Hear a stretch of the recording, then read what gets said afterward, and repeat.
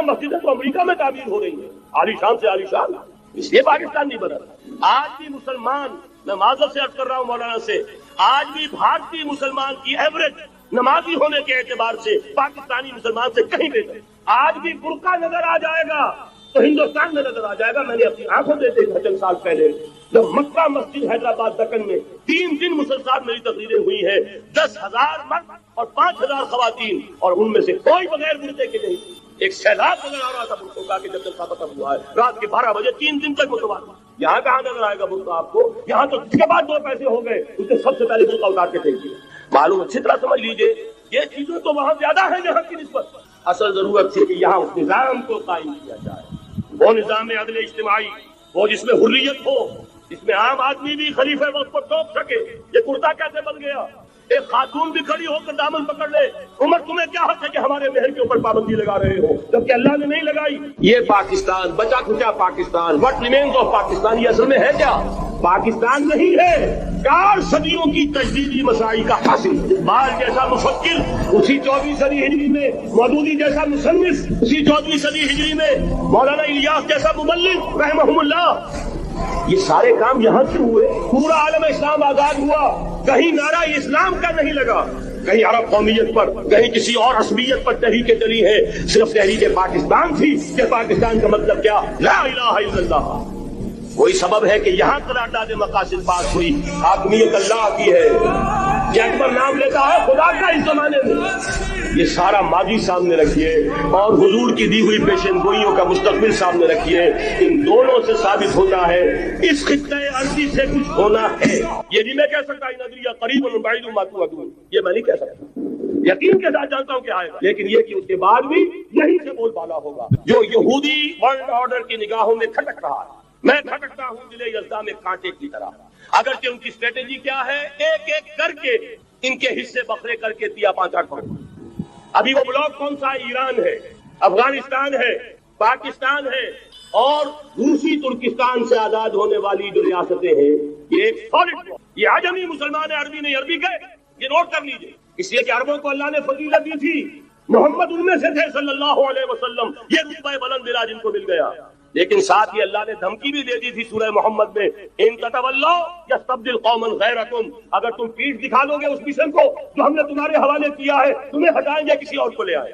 और ये बात हो चुकी है 13वीं सदी ईस्वी में, 1258 में, जब सुकूत बगदाद हुआ है, अरबों के हाथ से आलम इस्लाम की क़यादत छीन ली। उसके बाद क़यादत किनके हाथों में आई? तुर्कों के हाथ। तुर्कान तैमूरी हिंदुस्तान में, तुर्कान सफवी ईरान में, तुर्कान सल्जूकी मिडल ईस्ट में, और तुर्कान उस्मानी का तो कहना ही क्या है, वो एशिया माइनर से चलकर, आपको मालूम है कि बरसती यूरोप का कितना बड़ा इलाका, द ग्रेट ऑटोमन एम्पायर की सदी के आगाज पर कायम थी। इस सदी में अजीब अजीब मौजूद हुए हैं। ग्रेट ऑटोमन एम्पायर जो 3 बर्रे आजमों पर मुहित, नामो निशान खत्म। द ग्रेट यूएसएसआर, नामो निशान खत्म। अब तो रूस साहब एक मुल्क की हैसियत से रह गए। ये इस सदी में 2 और वक्त नहीं है, मैं और आपको क्या बताऊं। इस सदी में तो बड़े बड़े अजीब आजूबे हुए हैं, बड़ी बड़ी 2 अजीम जंगें हो चुकी है, तीसरी जो है सर पर खड़ी है, दूर नहीं है, जिसको हदीस में कहा गया है अल मलहमतुल उज़्मा, तारीख इंसानी की अजीम तरीन जंग, और वही सलीबी जंग जिसका आगाज बोस्निया से हो चुका है। वो तो आपने सुना होगा इकबाल का शेर, मीरे अरब को आई ठंडी हवा जहां से, मेरा वतन वही है, मेरा वतन वही। हदीस में आता है यखरुजु नासुम मिनल मशरिक़ युअत्तिऊन लिल महदी, यानी सुल्तान, मशरिक़ से फौजें निकलेंगी ये जो कि महदी की हुकूमत कायम करे। लेकिन जितना खून यहाँ पर खुलूस के साथ दिया गया है उसकी मिक़दार भी कम नहीं है। यहाँ से खैर बरामद होगा। और दूसरी बात अपने बारे में नोट कर लीजिए, ये पाकिस्तान, बचा खुचा Pakistan, what remains of Pakistan, ये असल में है क्या? मौलाना बहुत खूबसूरत अंदाज में फरमा रहे थे, ये 313 नहीं थे, इस्लाम था। इसी तरह नोट कीजिए, पाकिस्तान नहीं है, 4 सदियों की तजदीदी मसाई का हासिल। आपने कभी नोट किया, खत्म नबूवत के बाद अब सबसे ऊंचा मनसब किसका है? मुजद्दिदीन। सुनन अबी दाऊद की रिवायत, इन्नल्लाह यबअसु फी हाज़िहिल उम्मह अला रास कुल्लि मिअति आमिन मन युजद्दिदु लहा दीनहा। और नोट कीजिए, कोई बात है, 1000 बरस तक सारे मुजद्दिद आलम अरब में पैदा हुए। जैसे ही दूसरा 1000 साल शुरू हुआ, अल्फ़े सानी का मुजद्दिद आज़म शेख अहमद सरहंदी कहाँ था? सनम खाना हिंद में हाजिर हुआ। मैं शेख मुश्किल लहद पर, वो खाक के है ज़ेरे फलक मतले अनवार, گردن نہ جھکی جس کی جہانگیر کے آگے، جس کے نفس گرم سے ہے گرمی آ رہا وہ۔ پھر 12ویں صدی کا مجدد اعظم امام الہند شاہ ولی اللہ دہلوی، 13ویں صدی کا مجدد اعظم سید احمد بریلوی، اس کے خون کا امین اور اس کے ساتھ کے شہداء کے خون کا امین، ان کے جسموں کا امین، آپ کا خطہ ہزارہ، آپ کا خطہ سوات، اس میں ان کی جانیں ہیں جو جیتی گئی ہیں۔ اور وہ نہایت میں عرض کر دوں، دور صحابہ کے بعد اتنا خالص اسلامی جہاد پوری مسلمان تاریخ میں نہیں ملے گا جتنا وہ تحریک شہید ہے۔ 14ویں صدی ہجری میں شیخ الہند جیسا مجاہد اعظم کہ انگریز نے گرفتار کر کے قید بھی کیا ہے، وہ کہاں؟ ہندوستان میں نہیں، کہاں؟ جزیرہ سائرس، کیا نام تھا؟ مالٹا، جزیرہ مالٹا بحر روم میں۔ اقبال کے نفس سے ہے لالے کی آگ تیز، ایسے غزل سرا کو چمن سے نکال دو، کہیں ہندوستان کی کسی جیل میں ہوا تو شاید اس کے نفس کی گرمی ہی سے کوئی حرارت پیدا ہو جائے۔ اور اسی صدی میں 14ویں صدی ہجری میں اقبال جیسا مفکر، اسی 14ویں صدی ہجری میں مودودی جیسا مصنف، اسی 14ویں صدی ہجری میں مولانا الیاس جیسا مبلغ رحمہم اللہ، عظیم شخصیتیں آج پورے عالم اسلام میں آپ کو تبلیغی دوست ملیں گے۔ یہ کہاں سے شروع ہوئی تحریک؟ دہلی کی ایک چھوٹی سی مسجد، وہ مسجد بنگلے والی اب تو بڑی عالیشان ہو گئی ہے، جب وہاں شروع ہوا تھا کام بڑی چھوٹی سی۔ یہ سارے کام یہاں کیوں ہوئے؟ پورا عالم اسلام آزاد ہوا، کہیں نعرہ اسلام کا نہیں لگا، کہیں عرب قومیت پر، کہیں کسی اور عصبیت پر تحریکیں چلی ہیں، صرف تحریک پاکستان تھی کہ پاکستان کا مطلب کیا؟ لا الہ الا اللہ۔ کوئی سبب ہے کہ یہاں قرارداد مقاصد پاس ہوئی، حاکمیت اللہ کی ہے، کہ اکبر نام لیتا ہے خدا کا اس زمانے میں۔ یہ سارا ماضی سامنے رکھیے اور حضور کی دی ہوئی پیشن گوئیوں کا مستقبل سامنے رکھیے، ان دونوں سے ثابت ہوتا ہے اس خطہ ارضی سے کچھ ہونا ہے۔ اگرچہ بھٹکے ہوئے ہیں لیکن کبھی بھولی ہوئی منزل بھی یاد آتی ہے راہی کو، اور بھٹکے ہوئے آہو کو پھر سوئے حرم لے کر، اس کی ضرورت ہے مسلمان کو پھر اس کا مقصد یاد دلایا جائے۔ پاکستان اس لیے نہیں بنایا گیا تھا کہ ہمارے ہاں ٹاٹے اور برلے نہیں تھے تو ہمارے پاس اس کے بھی باپ وجود میں آ جائے، اس لیے تو نہیں بنایا گیا تھا۔ پاکستان اس لیے نہیں بنایا گیا تھا کہ جاگیرداروں کی جاگیرداریاں محفوظ ہو جائیں، پاکستان اس لیے تو نہیں۔ یا بنی اسرائیل اذکروا نعمتی التی انعمت علیکم واوفوا بعہدی اوف بعہدکم وایای فارہبون۔ بنی اسرائیل، چونکہ یہ لفظ پہلی مرتبہ قرآن مجید میں آ رہا ہے تو یہاں تھوڑی سی وضاحت کرنی ہوگی۔ ابن جو عربی میں بیٹے کے لیے آتا ہے ابن، اس میں جو شروع کا حمزہ ہے یہ در حقیقت اضافی ہے، اصل لفظ جو ہے بے نون پر مشتمل ہے، اسی لیے اس کی جمع سالم آتی ہے بنون۔ قرآن مجید میں المال والبنون زینت الحیات الدنیا، تو یہ جو اس کی جمع سالم ہے وہ در حقیقت بنون ہے، اور پھر اس کی حالت نسبی اور حالت جری بنین ہوگا، اور جب یہ مضاف بن جائے گا تو اس کا وہ نون گر جائے گا، تو اے بنی اسرائیل، اے اسرائیل کی اولاد۔ لفظی ترجمہ ہوگا اے اسرائیل کے بیٹوں، لیکن یہ کہ مراد اولاد ہے، اس میں برسبیل تغلیب اگرچہ خطاب مردوں سے ہو رہا ہے جیسے کہ قرآن مجید میں اکثر و بیشتر ہے، لیکن یہ کہ اس میں خواتین بھی شامل ہیں۔ تو یا بنی اسرائیل، اے اسرائیل کے بیٹوں، اسرائیل سے مراد کیا ہے؟ اس پر اتفاق ہے، اجماع ہے، حضرت یعقوب کا یہ لقب ہے۔ البتہ یہ لفظ بنا ہے اسر اور ایل دو سے مل کر۔ ایل کا لفظ جو ہے وہ عبرانی زبان میں الہ کے لیے ہے، الہ اور ایل ویسے بھی قریب قریب ہیں، اسی لیے تمام فرشتوں کے نام جبرائیل، میکائیل، اسرائیل، یہ تمام الفاظ کے ساتھ جو ایل آتا ہے یہ در حق اسماعیل بھی، سما اور ایل، چونکہ حضرت ابراہیم علیہ السلام نے دعا کی تھی پروردگار بیٹا عطا فرما، اس اعتبار سے جب اللہ تعالیٰ نے بیٹا عطا فرمایا تو اسماعیل نام رکھا، یعنی اللہ نے سن لیا۔ جیسے ہمارے ہاں دیہات میں یہ خاص طور پر جانگلی علاقہ جو کہلاتا ہے، اللہ ڈوایا، اللہ سنیا، یعنی یہ اللہ نے جس کے بارے میں ہماری دعا سنی اور ہماری استدعا کو قبول فرمایا، تو یہ گویا کہ اسماعیل کے معنی یہ ہے۔ تو اسرائیل جو ہے اسر اور ایل سے مل کر بنا ہے۔ عبرانی اور عربی زبان کے بارے میں یہ اختلاف ہے، ایک رائے تو یہ ہے کہ ماں بیٹی کا رشتہ ہے، عربی زبان عبرانی سے نکلی ہوئی، لیکن زیادہ اکثر محققین کی رائے یہ ہے کہ یہ دونوں بہنیں ہیں، کوئی اور کامن زبان تھی سیمیٹک لینگویج ابتدائی جس سے کہ یہ دونوں زبانیں پھر وجود میں آئی ہیں، گویا کہ ان کے درمیان رشتہ جو ہے وہ بہنیں ہونے کا ہے، ماں اور بیٹی کا نہیں ہے، لیکن ظاہر بات ہے کہ مشابہت اور ان کے اندر جو ہے قرب جو ہے اور مناسبت وہ بہت نمایاں ہے۔ اسر کے دو ترجمے کیے ہیں، یہودی علماء تو اس پر بہت زیادہ جزم کے ساتھ قائم ہے کہ اسر سے مراد ہے بطن، یعنی رجل عظیم، جواں مرد، بہت باہمت انسان، اس لیے کہ ان کے ہاں یہ عقیدہ ہے اور بڑی تحریف جو ہوئی ہے تورات میں، اس میں ایسی ایسی باتیں بھی ہیں۔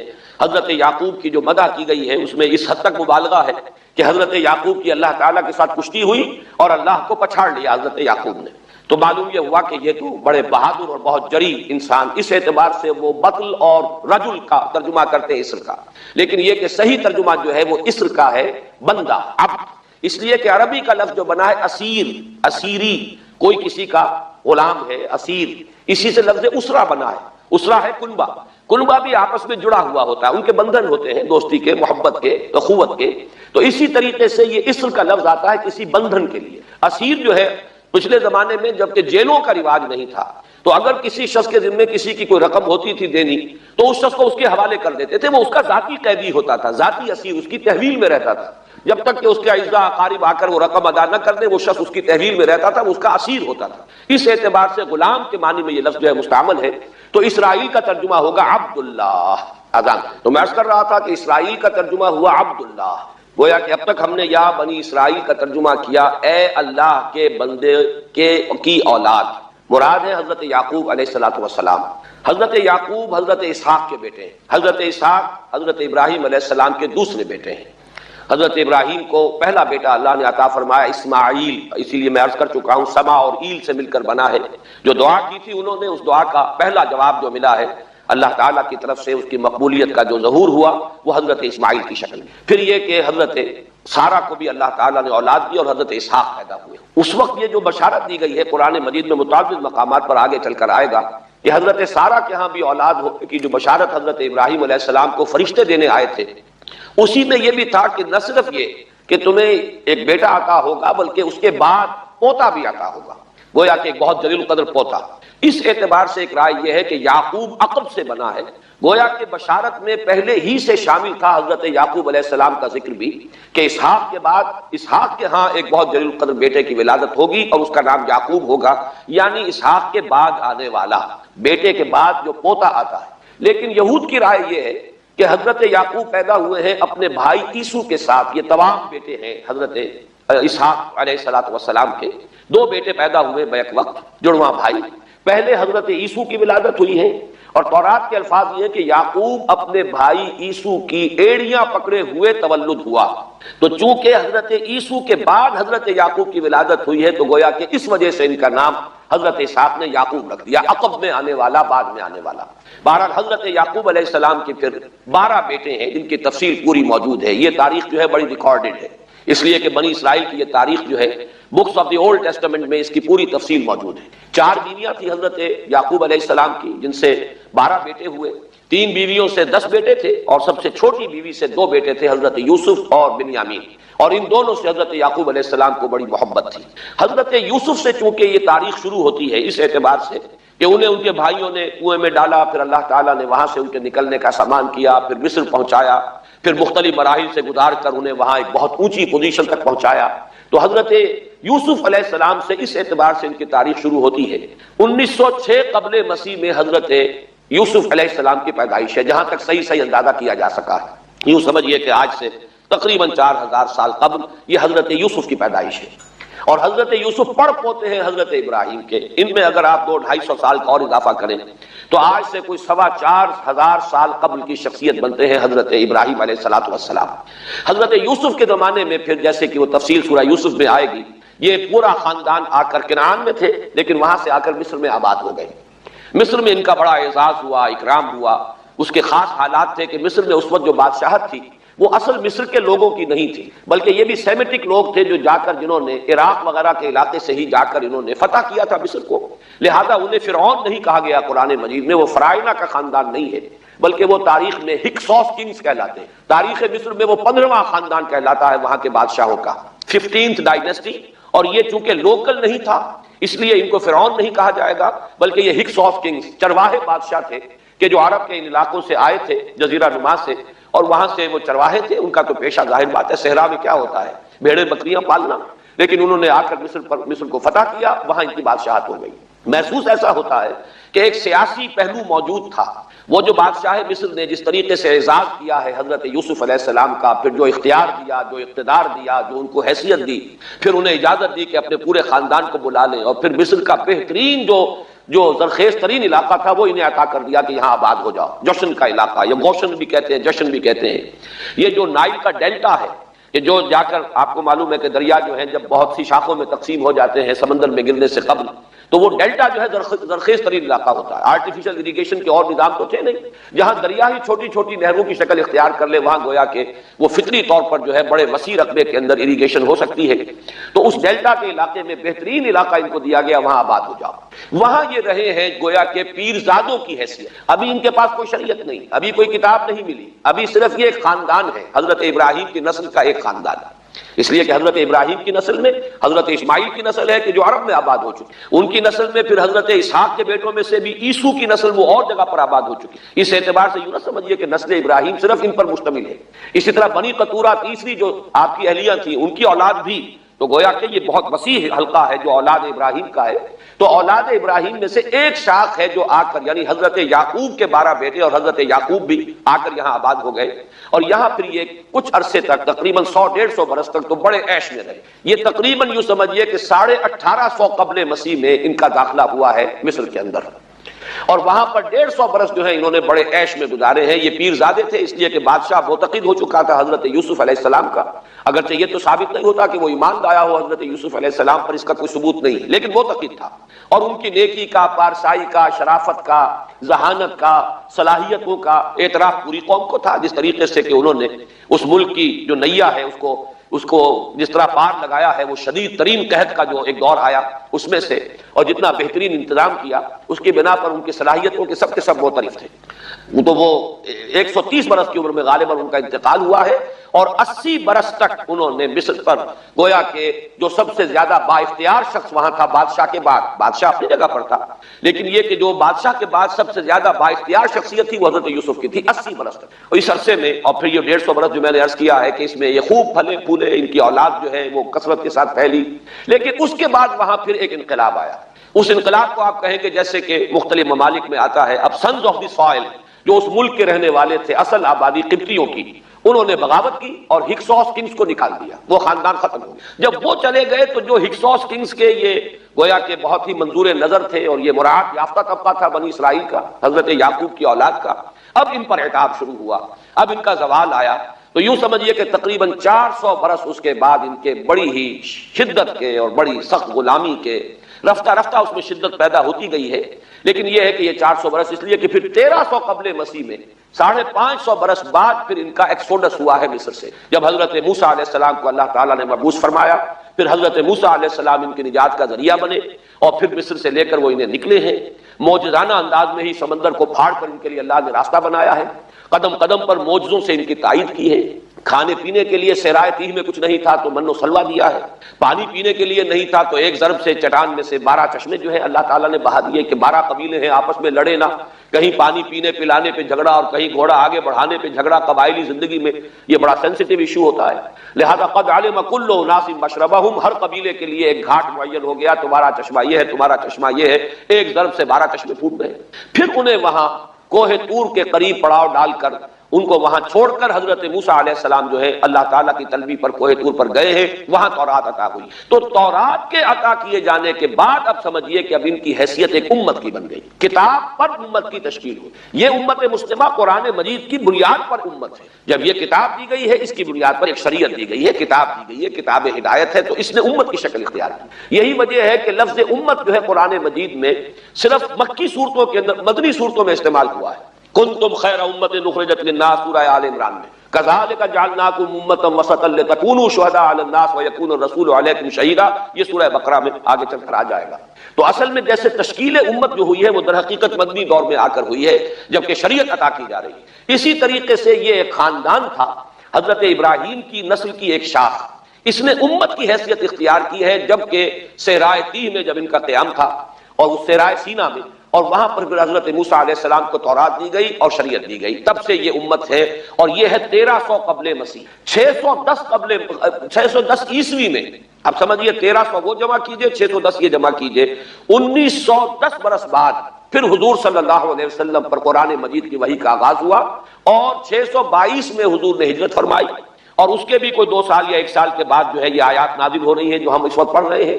تو یہ سارا جو ہے تاریخی پس منظر ذہن میں رکھیے کہ یہ تقریباً 2000 برس کی تاریخ جو ہے ان کی بحیثیت امت، ویسے تو ان کی تاریخ اگر شروع کریں گے بنی اسرائیل تو حضرت یعقوب سے شروع ہونی چاہیے اور وہ اس سے زیادہ ہو جائے گی طویل، لیکن در حقیقت امت کی حیثیت سے ان کی تاریخ 2000 برس کی شمار ہوگی کہ 1300 قبل مسیح میں جب ہجرت کی ہے حضرت موسیٰ علیہ السلام نے اپنی قوم کو لے کر مصر سے، اور جب صحرائے سینا میں آئے ہیں، سینائی پیننسولا میں، اور پھر کتاب ملی ہے، تورات عطا کی گئی، شریعت عطا کی گئی، تب سے اس کا امت کی حیثیت سے آغاز ہوا۔